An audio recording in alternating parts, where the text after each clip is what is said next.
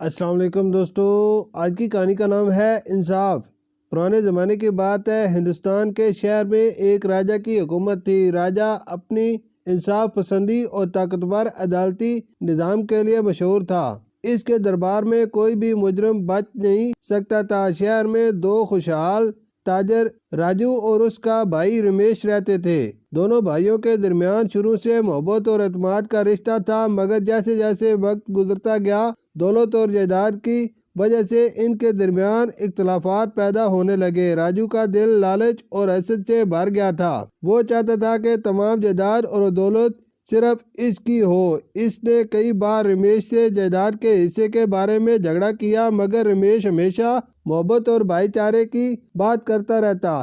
ایک رات راجو نے اپنے حاسد اور ظالم دل کے ہاتھوں مجبور ہو کر ایک خوفناک فیصلہ کیا۔ اس نے رمیش کو قتل کرنے کا منصوبہ بنایا تاکہ وہ ساری جائیداد پر قبضہ کر سکے۔ راجو نے موقع پا کر رمیش کو بے دردی سے قتل کر دیا اور اس کے جسم کو چھپانے کی کوشش کی، مگر کچھ عینی شاہدین نے راجو کی ظالمانہ حرکت کو دیکھ لیا اور فوراً راجہ کو خبر دی۔ راجہ نے راجو کو فوراً گرفتار کرنے کا حکم دیا اور اسے دربار میں پیش کیا۔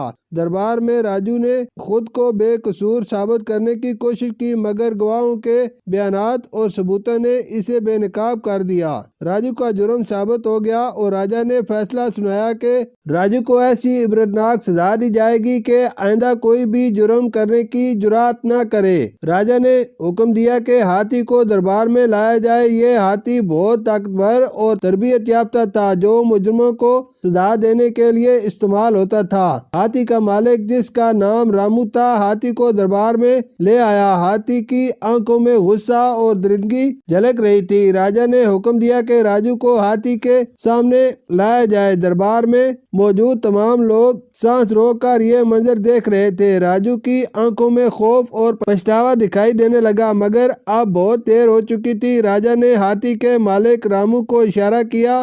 رامو نے ہاتھی کو حکم دیا کہ وہ راجو کو اپنے پیر سے کچل دے۔ ہاتھی نے اپنے بھاری پیر کو اٹھایا اور آہستہ آہستہ راجو کی طرف بڑھا۔ راجو کی چیخیں سنائی دینے لگی، مگر ہاتھی کو روکنے والا کوئی نہیں تھا۔ ہاتھی نے اپنے پیر کو راجو کے جسم پر رکھا اور اسے زور سے کچل دیا۔ لوگوں نے یہ خوفناک منظر دیکھا اور ان کے دل دہل گئے۔ راجو کی چیخیں تھم گئیں اور اس کا انجام سب کے سامنے تھا۔ راجہ نے لوگوں کی طرف دیکھ کر کہا، یہ انجام ہر ظالم اور مجرم کا ہوتا ہے۔ ہمیں انصاف کا دامن کبھی نہیں چھوڑنا چاہیے اور ہر جرم کی سزا دی جانی چاہیے تاکہ معاشرے میں امن اور انصاف قائم رہے۔ یہ کہانی ہمیں یہ سبق دیتی ہے کہ لالچ اور حسد انسان کو تباہی کی طرف لے جاتے ہیں۔ ظلم اور ناانصافی کا انجام ہمیشہ برا ہوتا ہے۔ ہمیں چاہیے کہ ہم انصاف اور دیانتداری کا دامن تھامے رکھیں تاکہ ہمارا معاشرہ